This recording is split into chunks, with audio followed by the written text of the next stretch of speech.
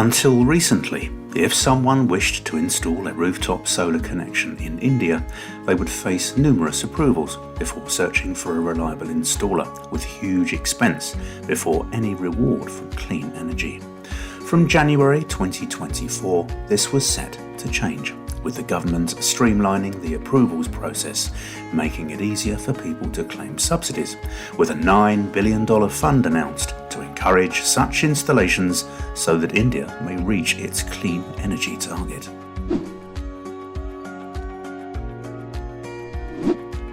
It was February when a company in New Zealand began to turn discarded wood chips into synthetic graphite that can be used in EV batteries. The company, called Carbonescape, makes biographite by heating byproducts from the forestry industry through a process called thermocatalytic graphitization. This produces charcoal, which can then be catalyzed and purified into battery anode quality graphite.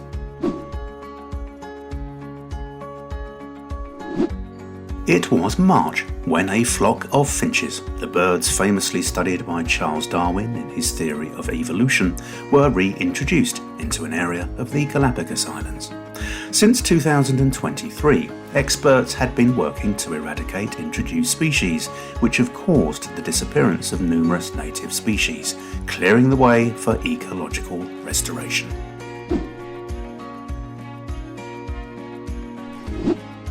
In April, Greek Prime Minister Kyriakos Mitsotakis announced that Greece is to ban bottom trawling in all their marine protected areas by 2030. The country also plans to create 2 large marine parks as part of a €780 million programme to protect biodiversity and marine ecosystems.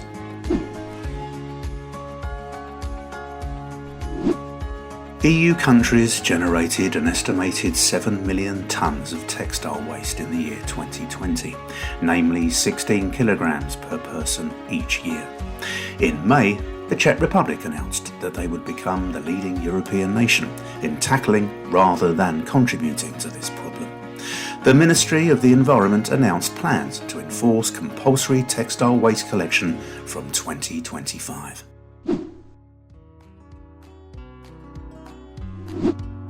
In June, a California utility company announced that it is backing the largest new geothermal power development in the United States, which will result in 400 megawatts of clean electricity from the Earth's heat, enough for some 400,000 homes.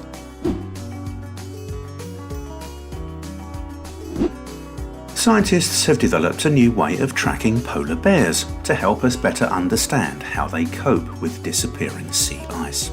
This breakthrough in stick-on GPS tracking tags was announced in July and will help researchers fill gaps in their knowledge about the behaviour or movement of polar bears like never before.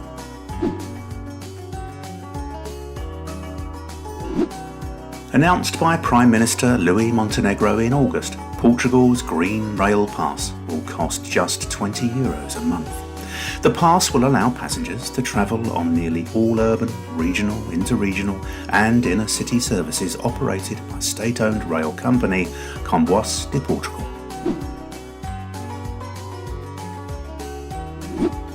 On the 30th of September, the United Kingdom became the first G7 country to abandon coal power.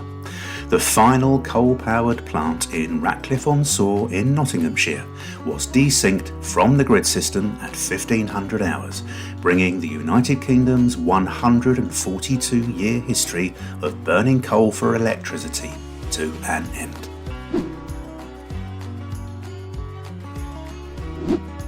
In October, Australia and the United Kingdom struck a new and important deal, agreeing to collaborate on climate change and energy initiatives. The agreement focuses on collaborating for the accelerated development of renewable energy through cooperation on technology such as green hydrogen and offshore wind.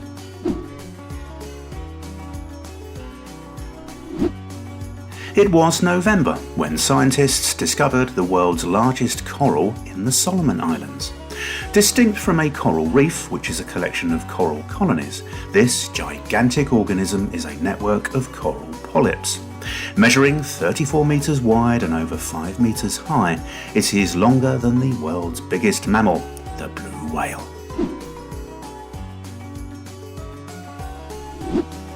Finally, we arrive in December, when a 9-year study concluded that elephants in Kenya will avoid beehive fences, a simple structure where live beehives are strung together between posts as much as 86% of the time. In societies where populations continue to grow, such findings could offer a powerful nature-based solution to safeguard livelihoods and wildlife habitats alike.